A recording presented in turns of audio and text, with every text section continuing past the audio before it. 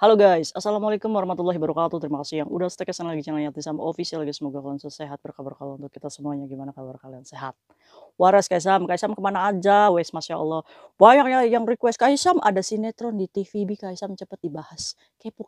Ada toko Indonesia Kaisam, ya kan? Kalau gibah aja udah nyarinya kayak Tisam sebelumnya. Ayo kita doain dulu teman kita yang lagi sakit. Allah sehatkan teman Kaisam yang berjuang di rumah majikan. Tentunya diberikan kekuatan sama finish teman Kaisam yang bahagia juga tentunya. Jangan lupa bersyukur teman Kaisam yang masih terjebak rentenir hutang piutang semoga Allah mudahkan dalam membayar. Ya ampun. Aduh, masya Allah. Gosip apa sinetronnya episode kedua masih berlanjut nih cuy. Kelanjutan dari episode pertama. Episode pertama ini seru cuy. Jadi siapakah yang membunuh kayaknya? Wes, apa sih Kaisam ceritanya tentang apa? Ayo kita bahas. Nggak apa-apa deh kayak Tisam bahas sinetron hari ini. Ya kan? Buat mama tua kaplak yang penasaran. Oke, kita bahas episode yang sinetron ya. Ini di TVB ya tayang. Jadi mengangkat sebuah kisah. Nggak tahu ini majikan laki-lakinya itu dibun ya oleh siapa cuy. Tapi polisi ini mencurigai bahwa si majikan laki-lakinya ini meninggoynya tidak wajar. Banyak pembelajarannya dari sinetron ini dan kayak Tisam yakin sinetron ini diangkat karena banyak kasus yang terjadi di pekerja migran antara love scam ya, penipuan percintaan, ini bisa mengakibatkan pencuraian di rumah majikan dan bisa sampai ujung-ujungnya kabur, bahkan rentenir-rentenir pun dibawa dalam sinetron ini. Ini artinya apa? Buat kalian rentenir di luar sana, polisi itu sudah mencurigai bahwa domestic helper ini banyak terjebak oleh rentenir. Dan salah satunya, kenapa domestic helper ini terjebak oleh rentenir? Salah satunya adalah korban dari laki-laki buaya buntung yang kalian temui di media sosial. Mama tua kaplak yang hari ini belum sadar bahwa kalian ditipu nih. Penjahat scammer ya, yang disayang-sayangin Pak Polisi, Pak Tentara gitu kan. Damkar dan lain-lainnya. Ayo sadar, selama kalian apa namanya diambil uangnya aja, kita patut mencurigai bahwa dia ini bukan benar-benar orang yang nyata. Bisa aja dia narapidana ya cuy. Nah, ini termasuknya Peter nih dalam ceritanya si Lizzy yang di sinetron ini, ayo kita bahas. Oke cuy, sinetron ini menceritakan di mana ada dua polisi ya cuy ya, perempuan dan laki-laki ini menuju ke toko Indonesia. Nggak tahu ini toko Indonesia atau Filipin, yang jelas ini mirip-mirip toko Indonesia tapi tidak disebut ini toko Filipin dan Indonesia ya cuy ya. Jadi dua polisi ini datangin sebuah toko, mungkin ini di sana tuh di Kos WB ya kan. Orang di situnya banyak minuman, banyak ciki-ciki gitu cuy. Polisi ini datang ketemulah sama pemilik tokonya. Terus dua polisi ini awalnya tidak mengaku bahwa dia ini polisi cuy. Dia menanyakan ke pelayan toko tersebut, apakah kamu yang punya toko ini? Iya katanya, saya yang punya toko ini. Kenapa ada yang bisa saya bantu? Jadi si pelayan toko ini yang punya toko ini, dia ini tidak mencurigai bahwa yang dua yang datang ini adalah polisi cuy. Terus dia ngomong, apakah di sini menjual obat ini? Jadi obat ini ditunjukkan polisi ini. Jadi obat ini obat tidur ya cuy ya. Terus si, apa namanya, dengan entengnya si pemilik toko ini, "Iya saya jual, tunggu sebentar." Ya kan, akhirnya si pemilik toko ini ambil obatnya di dalam dan menunjukkan kepada kedua polisi tersebut. Akhirnya, tuh kan sama sama katanya sama, akhirnya dua polisi ini mengakui bahwa, "Saya polisi, tolong kerjasamanya yang baik." Gitu kan. Jadi panik juga di toko Indonesia kan. Akhirnya si polisi ini bertanya, "Apakah kamu kenal wanita ini?" Ya kan, ini yang kita sebut Lizzy. Jadi ini adalah perannya sebagai domestic helper cuy, yang lagi dicari polisi. Lizzy. Nah, si polisi ini menunjukkan fotonya si Lizzy ke pelayan toko tersebut. Toko tersebut ngomong, "Iya saya kenal." Terus kata polisinya, "Apakah ini satu warga negara sama kamu?" "Iya," katanya, "satu warga negara dengan saya." "Sekarang kamu tahu nggak dia di mana?" Nah, sebelum tanya dia di mana, si polisi ini menanyakan, "Apakah dia sering membeli obat ini di sini?" "Iya," katanya, "dia sering membeli obat itu di situ." "Berapa lama dia itu membeli obat tidur di toko ini?" "Ya kurang lebih 10 tahun," katanya. 10 tahun mengkonsumsi obat tidur aja buat apa? Kira-kira ada nggak nih kasusnya yang sama teman-teman kita mengkonsumsi obat tidur terus ya kan? Weh cuy, jangan nanti kamu nggak bangun-bangun gimana? Ya kan, jangan contoh nih si Lizzy ini. Terus polisinya nanya, "Kira-kira selama 10 tahun dia mengkonsumsi obat tidur itu biasanya kenapa?" "Ya kamu tahulah," katanya, "hatinya itu emhoisam," katanya, "karena dia ini banyak beban pikiran." "Kenapa bisa begitu?" katanya. "Sekarang kamu tahu nggak Lizzy ini ada di mana?" Mungkin pemilik toko ini biasa tempat nongkrong si Lizzy ini di mana ya cuy, atau si polisi ini karena sudah menemukan barang bukti obat itu dijual di toko tersebut dan mungkin saja nomornya si Lizzy ini dilacak oleh Maps ya cuy ya. Akhirnya cuy, polisi ini menemukan Lizzy di atas gedung cuy. Di atas gedung si Lizzy itu lagi duduk menghadap ya mau terjun mungkin mau melompatkan diri kan. Akhirnya si dua polisi ini menemukan Lizzy di situ terus polisi ini bertanya, "Kamu lagi apa di situ?" katanya.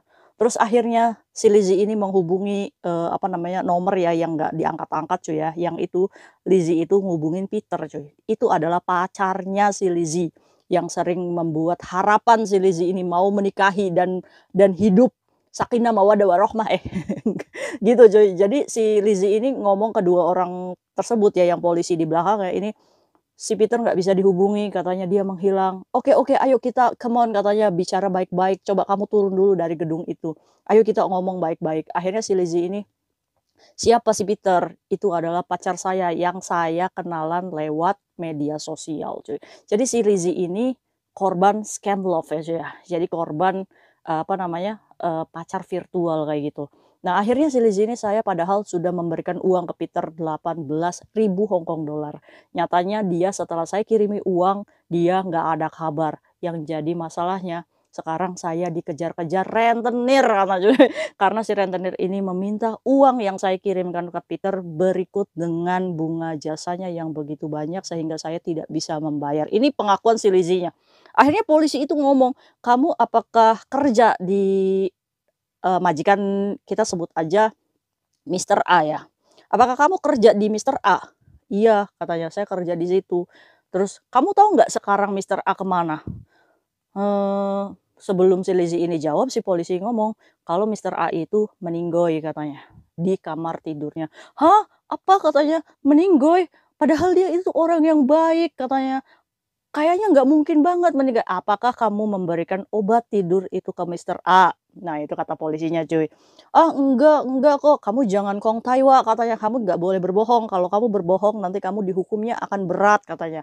Akhirnya si Lizzy ini bisa dikendalikan polisi dan dibawa ke polisi untuk interogasi cuy. Jadi, kenapa polisi ini mencari si Lizzy? Karena polisi ini mendapatkan, panggilan bahwa Mister A ini meninggoy di tempat tidur cuy. Saat ditemukan Mister A ini meninggal di atas kasurnya, dia menemukan laci yang sudah terbuka dan di situ polisi itu memfoto dan mencurigai bahwa si Mister A ini bukan meninggoy karena benar-benar meninggoy. Ini karena polisi ini mencurigai bahwa ini terjadi pembunuhan cuy. Akhirnya dia mencari tuh si Lizzy. Jadi cuy, si Lizzy ini bekerja dengan Mister A dan Nyonya. Jadi 3 orang di situ cuy. Istrinya Mister A, Mister A-nya sama si Lizzy-nya ini. Nah, Mister A ini udah kakek-kakek cuy. Jadi dia ini sering skizofrenia, sering teriak-teriak, nangis-nangis di tengah malam cuy. Nah, di malam kejadian Lizzy ini menjelaskan kepada polisi, "Apakah kamu mencuri uang, Mister A?" "Enggak, saya nggak mencuri." Awalnya si Lizzy ini mendapatkan telepon dari Peter tuh di dapur. Terus dia ini begitupun dia juga mendapatkan dari rentenir untuk menaiki rumah majikannya. Akhirnya si Lizzy ini kan panik, dalam keadaan panik cuy. Nah, di ruang tamu ini Mister A teriak-teriak apa namanya tantrum lah ya. Si Lizzy ini udah pusing banget cuy. Akhirnya apa? Obat tidur yang biasa dia beli di toko itu, akhirnya dia gerusin tuh, diminumkan ke Mister A. Nah, Lizzy ini melakukan seperti ini supaya si Mister A ini tenang. Nah, si apa namanya, si polisi ini ngomong, "Apakah kamu sering memberikan obat, tidur ke Mister A?" "Ah, kadang-kadang aja, soalnya kadang dia itu suka teriak-teriak, nggak jelas," gitu kan. Padahal itu nggak boleh ya cuy, jangan dicontoh. Nah, akhirnya si Mister A ini kan tidur karena diobat tidur sama si Lizzy. Nah, setelah Mister A tidur, si Lizzy ini pergi dulu dari rumah sebentar, yaitu untuk menenangkan diri. Nah, di tengah malamnya si Lizzy ini datanglah balik lagi ke rumah. Nah, saat dia ngecek Mister A, dia ini masih tiduran ya cuy ya. Tapi si Lizzy ini menemukan kunci bufet yang ada di pinggirnya tempat tidurnya si Mister A ini cuy.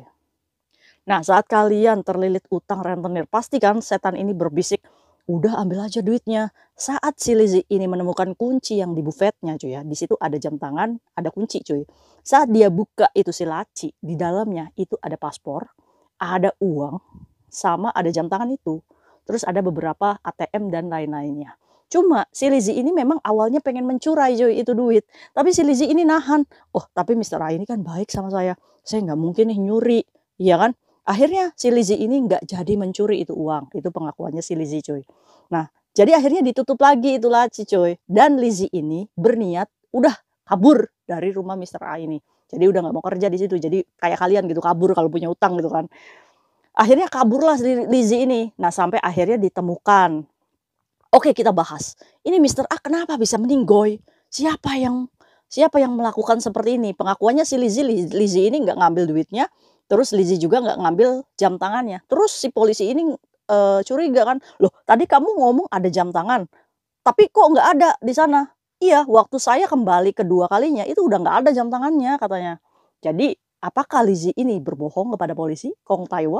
Nah akhirnya polisi ini si ID ya semuanya berkumpul nih untuk menganalisis kasus ini. Ini nggak mungkin kalau misalkan si Mister A ini meninggoy gara-gara apa namanya eh nggak ada yang bun gitu cuy.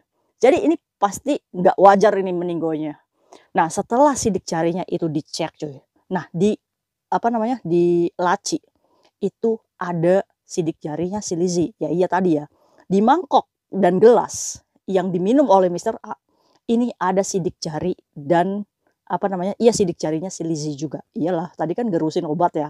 Terus dia juga buka kuaidong. Terus Lizzy juga menunjukkan di sini posisi uang di sini ini. Tapi Lizzy ini merasa tidak mengambil uangnya. Tapi dia sudah mengaku bahwa dia juga membuka lacinya dan dia itu memang kabur niat.